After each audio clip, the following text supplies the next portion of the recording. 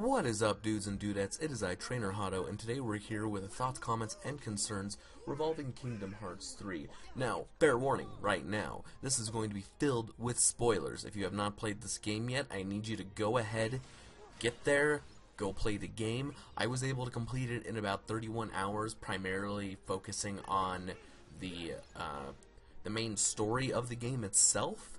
So go ahead, do that. I would highly recommend it, despite that the latter half of this review is going to go ahead and focus on some negative things that I had involving the game. But let's go ahead and we'll just jump into it. Right off the back here, I have a little list here that we can talk about here. The combat overall is great. It's a nice little mix between Kingdom Hearts 2 and Kingdom Hearts 0.2. It's a little bit floaty, but not enough to where you can really notice it. But overall, I really do enjoy it. I really enjoy the Keyblades and a lot about this game. Graphically, it is beautiful. It's like we're playing on a next-gen system, but on a PlayStation, and it's kind of crazy. I was honestly kind of taken back by this story because everything I was expecting did happen, but in different ways. Because I was still trying to figure out how they were going to make Roxas specifically a person, but at the end of the day, it just ended up kind of turning out that him and Xion ended up developing their own hearts of sorts, thus making it so they were able to, to become real people by the end of the game. And that was something that I wasn't expecting, because during the analysis for Kingdom Hearts 3, every time they were talking about Roxas, I thought Sora was thinking of Ventus, because obviously those are, like, that is the same person as far as Sora's concerned. They look exactly the same, just different name.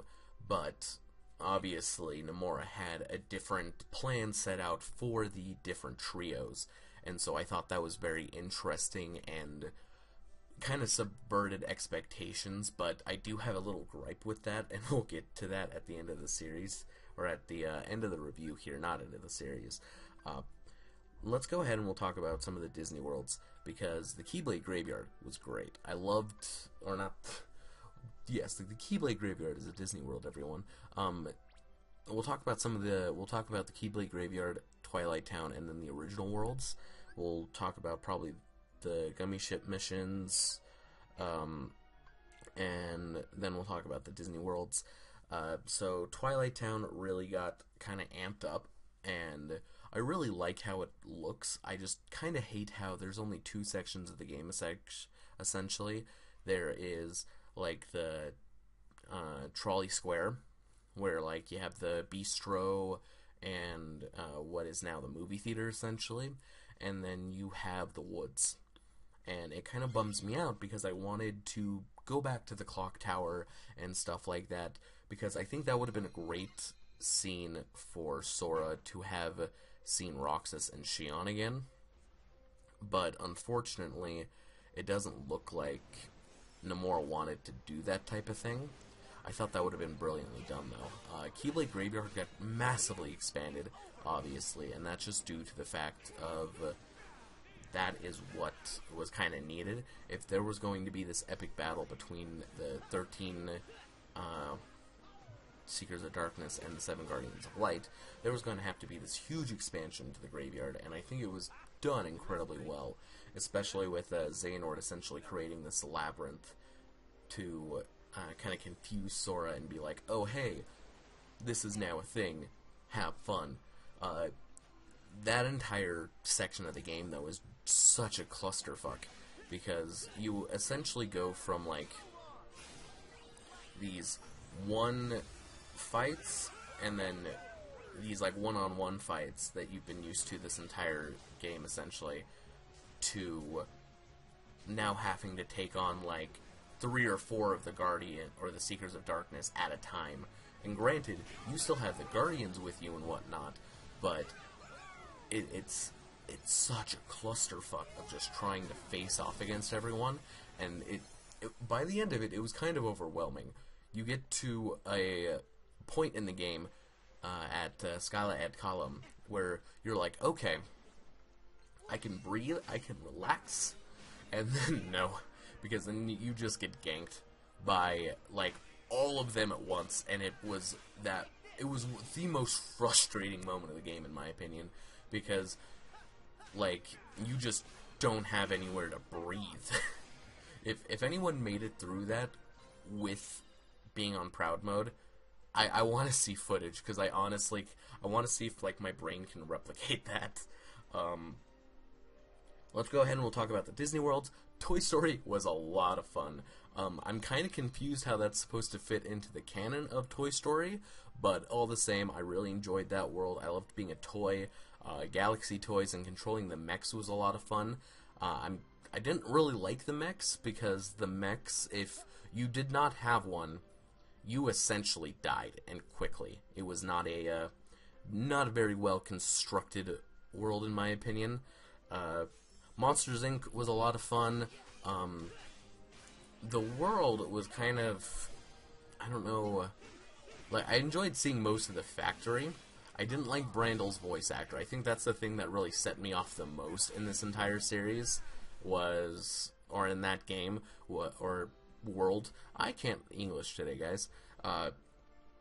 Was Randall's voice actor, because it didn't sound anything like the original. And I get it, you can't get like all of the original voice actors and whatnot, because either one, they don't want to do it, they're dead, or something like that. It happens. But I don't know, Randall's stuff just really messed me up, and I think that's part of the reason why. I'm not 100% sure though. Frozen was fine. That was one of the worlds I was most worried about, but at the end of it, I think it kind of ended up being okay. My main gripe about it was just that everything was white, and I get it, you have that, those moments of, in the labyrinth, but it was just so blinding white most of the game, and it was just hard to figure anything out, and I just couldn't handle it. Like, getting all of the lucky emblems and whatnot in that world was beyond difficult. Big Hero 6 was fine. I really enjoyed the story on Big Hero 6. Looks like everyone was wrong, and that was Riku from Kingdom Hearts 1 and not Dataku. And I was like, whoa, that was a plot twist, because those blocks turned out not to be the bug blocks, and that was kind of a holy shit moment for everybody. I'm upset with Big Hero 6 for two main reasons. One, it was the garage in the city.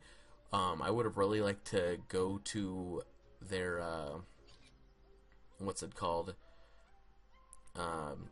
Their school, seen something like that. I think that would have been really interesting.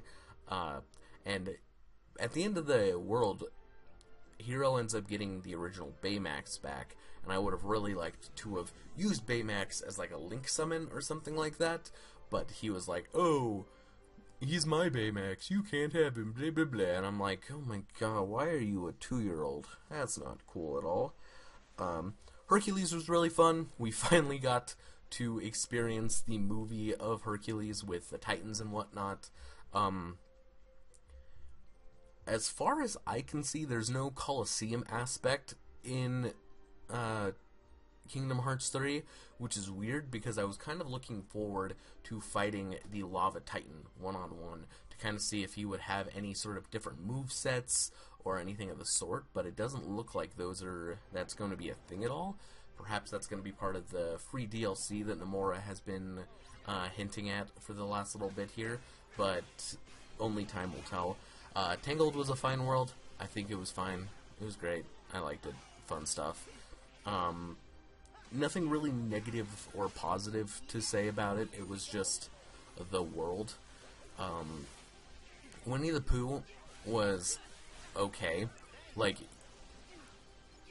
I had this weird feeling with Winnie the Pooh that it was there mostly as a placeholder, and you didn't really do anything like, that was its purpose, not because Nomura wanted to tell a story with it, but Nomura was like, okay, well, we need to pace out this area of Kingdom Hearts 3.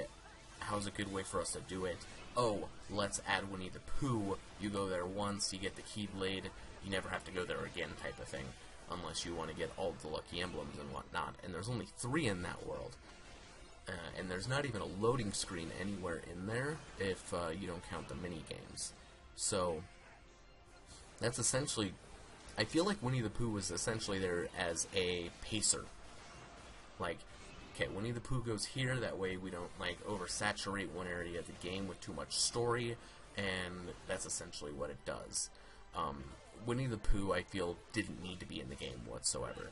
Whereas, like, everything else kind of teaches Sora something.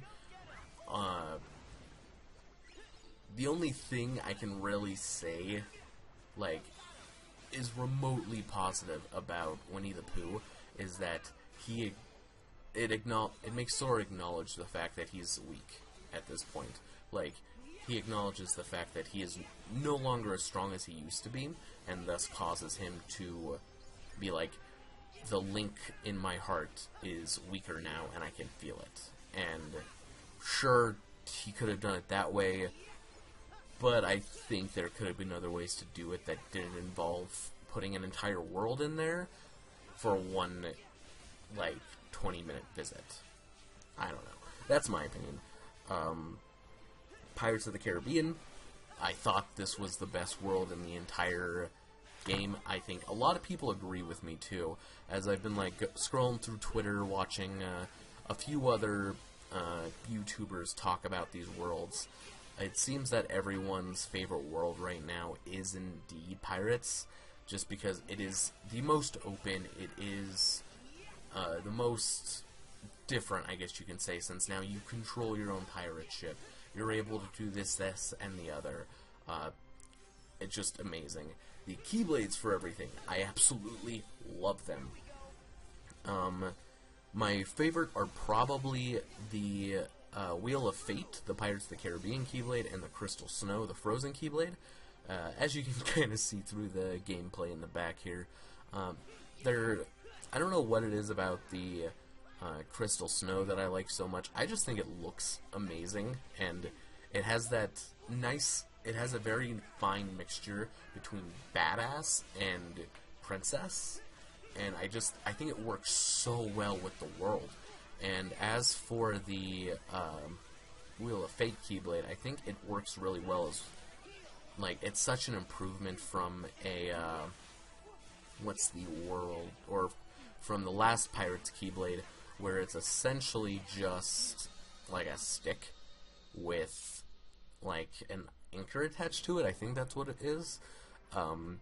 But overall, those two are definitely my favorite. I'm still grinding to get the Ultima weapon and the Ratatouille weapon, but that will happen all in due time.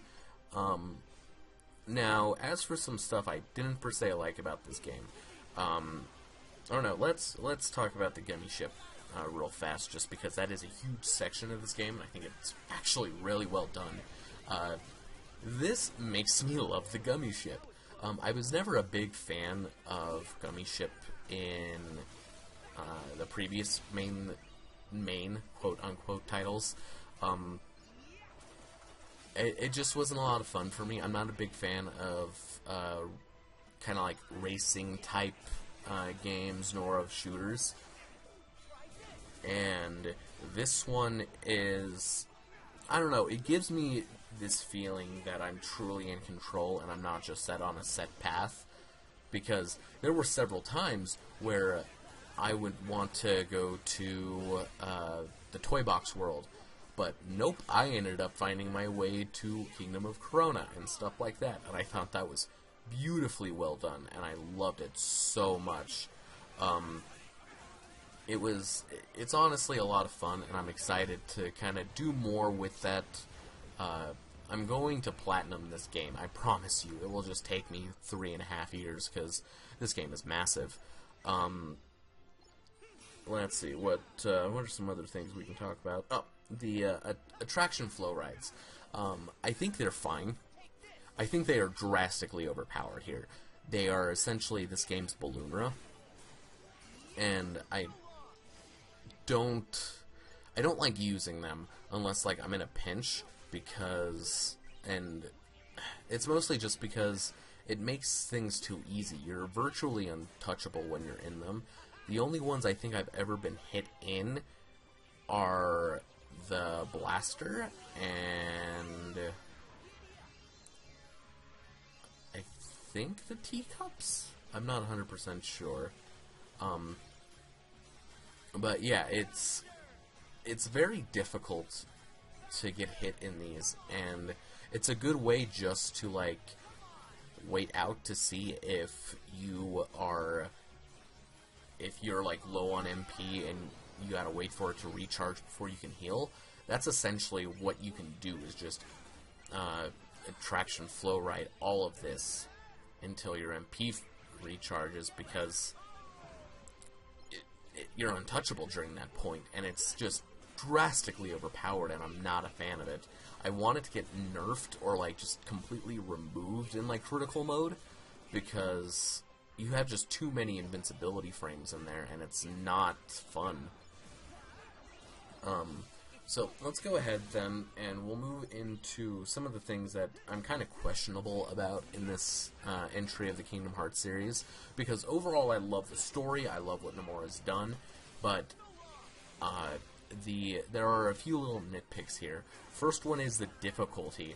I played on Proud Mode my first time, and I didn't die until like the final boss. And so, normally, when I'm playing a Kingdom Hearts game, I usually die within, like, the second or third world. And, like, this game was just super easy, and it doesn't seem just to be me that has been kind of disappointed with the difficulty so far. It seems everybody has been. And it's kind of just amplified by the fact that there's no critical mode in this, and so it's kind of just at this point to where it seems kind of blatant that Nomura has made this game not per se for the dedicated fans that have been waiting for this title for several years now, but as like a entry point for new people, since this is the first console game in several generations. And so it's one of those things to where Nomura, I don't want to say he's got his priorities backwards, because I'm sure some of this was just due to Square being like, we want to make sure that this game is accessible to all of the new people coming into the series and all that kind of stuff.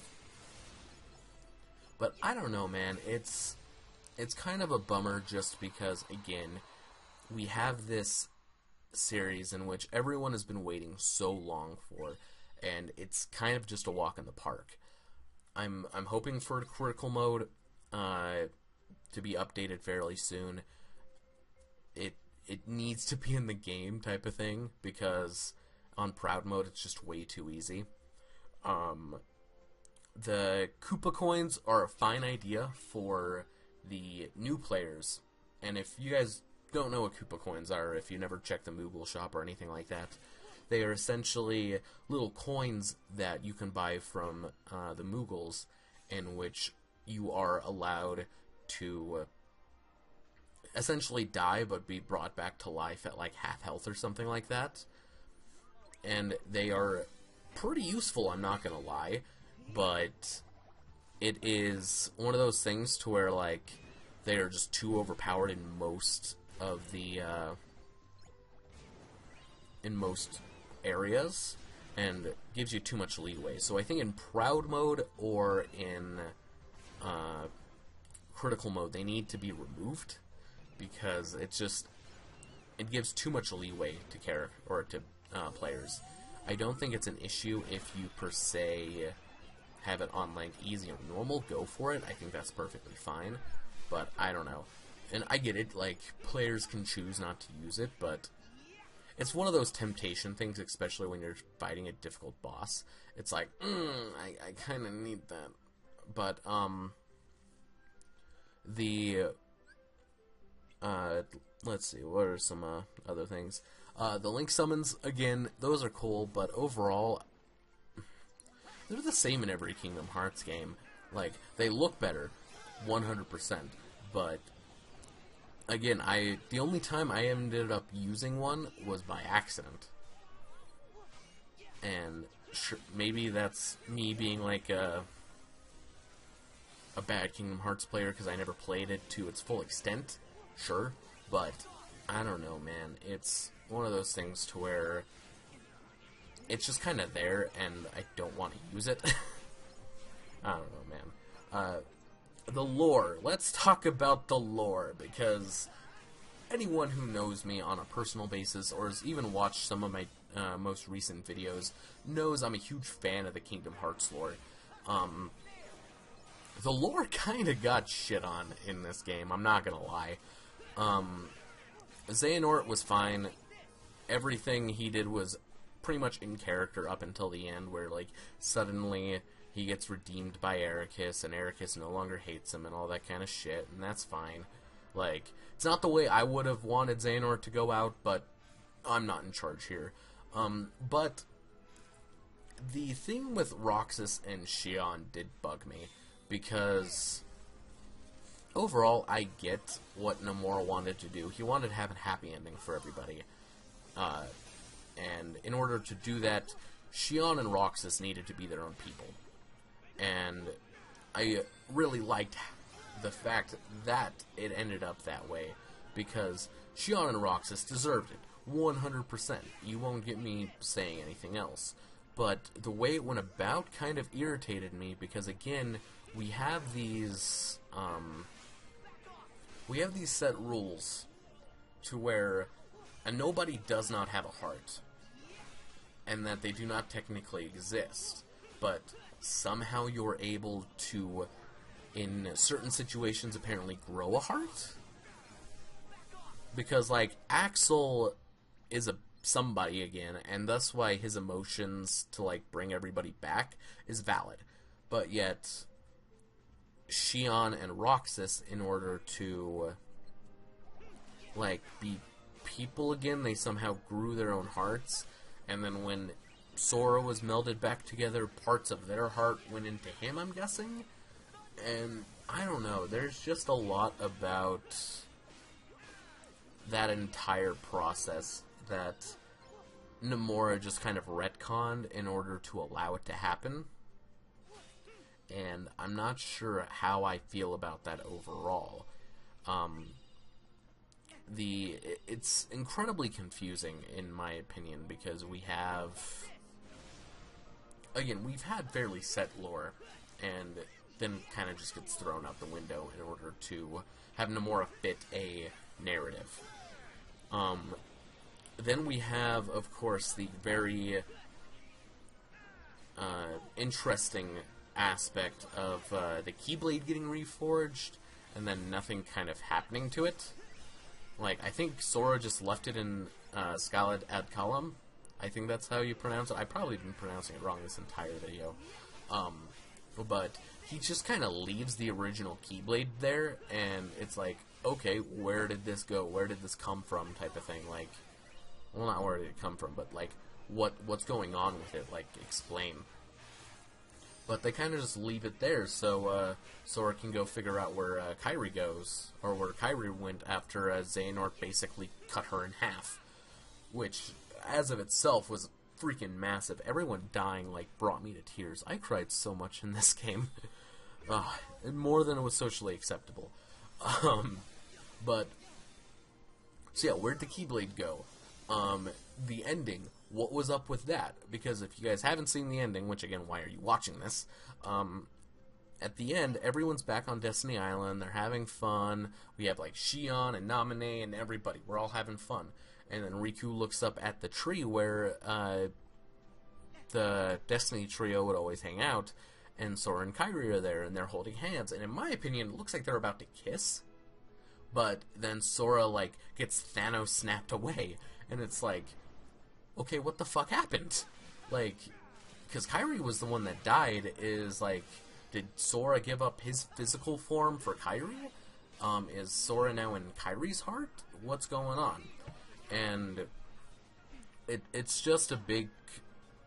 Obviously, he is setting up for the next arc of the series, and the secret episode helps with that, because you find out Xigbar, yeah, our favorite trigger-happy friend there, he is secretly Lushu. And all of this is according to plan, which I'm guessing means that it's all been according to the Master of Masters plan, which brings up more questions of why? How? Like, how did Xigbar / Lushu change his face? And he summons 4 out of the 5 foretellers. And I'm just like, what's going on? How is this a thing? Explain. Like, Nomura, Kingdom Hearts 4 comes out tomorrow, right? And there's just a lot about the lore that kind of just got messed up with that. And it irks me a little bit, I'm not gonna lie. But overall, I still love this game for what it did. Like, this game brought me to tears in so many ways. And it's kind of mind-blowing. A few other quick little things I want to go over, which I found kind of fascinating. Again, there was no lore explanation for Keyblade transformations. I found that kind of a bummer, because, again, I really like the Keyblade transformations. I think they're really cool. I don't think that, per se, what's the word I'm thinking of? I don't think they could have just been there. I wanted Nomura to explain something, and he didn't, and it bugs the shit out of me that he didn't. Sora isn't the only one to use it. Near the end of the game, the Lingering Will, Terra, uses it, and apparently I think his Keyblade is Earthquaker, or Earthcracker, something like that, is able to turn into a whip and a cannon, which I thought was interesting, and I'm like, okay, cool, whatever. But besides that, no one else was able to use it. Like, Aqua was able to use Form Change, but that's about it. And that's kind of like, whatever. You weren't able to, like, ride the Heartless at all in this, and it kind of bums me out unless I totally missed something. And that only bugs me because that was, like, one of the first trailers, I think, of Kingdom Hearts 3, and then just nada. And I'm like, oh, no. I wanted to use that so bad. And then Terra's Heartless is the one that follows around Ansem, the Seeker of Darkness. I thought that was incredibly interesting. And I'm like, that's something. I did not know that. Okay, good to know. Which, I don't know if that would technically make the Lingering Will his nobody, or what, because, I mean, technically, if we're going with the lore, that would make sense, because people with extraordinarily strong wills become nobodies. So it would make sense that by logic, that is his nobody. But I don't know. It's an interesting concept, but then again, I don't know. The replica of Riku, or I guess just possessed Riku, and the darkness inside of Riku end up kind of like going away, which I'm gonna have to look into that for the Riku video, because that's an incredibly interesting and like a complex thing that happened, and I'm not sure how I want to deal with that. But it's one of those things where for sure I'm going to be looking into that for the video that's coming up. I'm so excited for that video, guys. Let's see, I think that's just about everything. And yeah, it seems to be the grand part of everything. I believe I've got everything covered for the most part. Of course, guys, let me know how you think of Kingdom Hearts 3 overall. I think this is probably still the easiest game in the series, but still probably my favorite, just because it does tie up a lot of loose ends, despite how much Nomura kind of like bends the lore to his will in this aspect. Definitely would recommend playing it if you guys have played the previous games. If you haven't, I don't know. I haven't checked out the memory archive yet, which is something I should do, but time. But yeah, would definitely suggest it. I'm probably gonna say I'm giving this like a 9 out of 10, just because overall I think it was great. The overall story and everything like that was fantastic. One of the things that I will also give one last little complaint about was the kind of pacing of all the Disney worlds, because you are putting these like maybe like half-hour worlds in terms of like cutscenes alone, and trying to make the movie make sense as well, and it just doesn't work out very well. I'm not a huge fan of that. Like Pirates of the Caribbean, that world did not make any sense in terms of like the overall plot and whatnot, because they were trying to condense that entire movie into cutscenes, and it didn't work out very well. And I kind of made me giggle at the thought of that. For sure, though, definitely like the game. 9 out of 10, just because, again, certain things felt a little bit rushed. Certain things just didn't work out very well overall. And the lore was kind of all over the place for this game, and Zigbar turning out to be Lushu was like, huh? When did this become a thing? But yeah, guys, so that would be my overall thoughts, comments, and concerns when talking about Kingdom Hearts 3. Of course, let me know what you guys think of the game down in the comment section down below. Keep rocking and rolling, and I will see y'all next time.